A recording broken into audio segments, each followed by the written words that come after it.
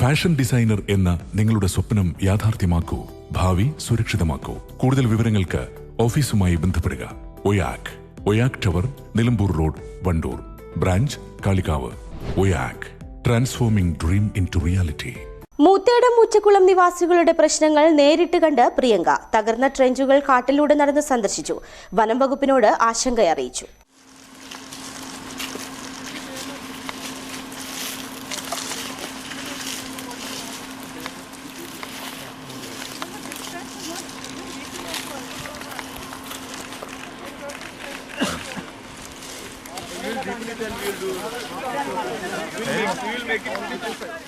ഉച്ചക്കുളം നഗറിലെത്തിയ പ്രിയങ്ക ഗാന്ധി എംപിക്ക് മുന്നിൽ എല്ലാ ആദിവാസികളും ഒരേപോലെ ഉന്നയിച്ച പ്രശ്നമായിരുന്നു നഗറിന് ചുറ്റുമുള്ള തകർന്ന ട്രഞ്ചുകൾ എന്നത്. കാട്ടാനാക്രമണത്തിൽ മരിച്ച സരോജനയുടെ കുടുംബവും തകർന്നു കിടക്കുന്ന ട്രഞ്ചിന്റെ അവസ്ഥ ബോധ്യപ്പെടുത്തിയതോടെ ഇത് നേരിട്ട് കാണണമെന്നായി. മടങ്ങിപ്പോകുന്ന വഴിയരികിൽ നിന്ന് കാണാമെന്ന് ഡിഎഫ്ഒ പറഞ്ഞു.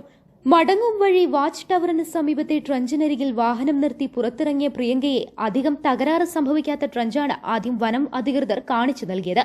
എന്നാൽ ഈ ഭാഗമല്ല കാണേണ്ടതെന്നും തകർന്നു കിടക്കുന്ന ട്രഞ്ചിന്റെ ഭാഗങ്ങൾ കാണണമെന്നും ഊരുമൂപ്പൻ വീരനടക്കം ആവശ്യപ്പെട്ടു. ഇതോടെ കാടിനോട് ഓരം ചേർന്ന് തകർന്നു കിടക്കുന്ന ട്രഞ്ച് നേരിട്ട് കണ്ട് ആദിവാസികൾ പറയുന്ന കാര്യങ്ങൾ നേരാണെന്ന് ബോധ്യപ്പെട്ടു. പലയിടത്തും തകർന്നതും മണ്ണുമൂടിയതും കണ്ട് പ്രിയങ്ക ആശങ്കയറിയിച്ചു. ഇതിപ്പോ രണ്ട് സൈഡ് കെട്ടിപ്പോയി കൊടുക്കും. പിന്നെ അടുത്ത വർഷം വരുമ്പോഴത്തേന് ഇത് ഇതിനടി കൂടെ മണല് തുറന്ന് അതാണ് ഇരിക്കും ചെയ്യും.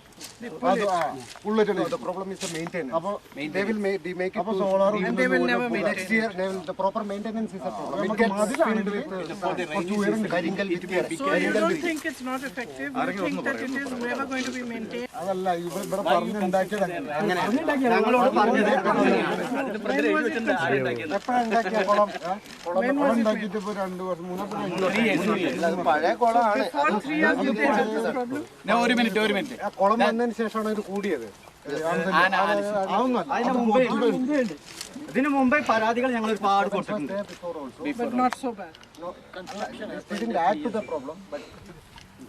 It was there. Okay, so 3 years ago they made this. Now the elephants are going for the water. No, they closed it. Now they closed. ഇതൊരു ആദിവാസി എന്ന് പറഞ്ഞാണ്ട് ഇങ്ങനെയായിട്ട് കഷ്ടപ്പെടുത്തേണ്ട ആവശ്യമൊന്നുമില്ലല്ലോ. എത്ര ലക്ഷങ്ങൾ കോടികൾ ഇതിൽ വരുന്നത്. ITDP ഞങ്ങൾക്ക് സഹായങ്ങളില്ല. ഇവിടെ കൃഷി ചെയ്യണം നിങ്ങൾക്ക് അതിനനുവദിക്കുന്നില്ല.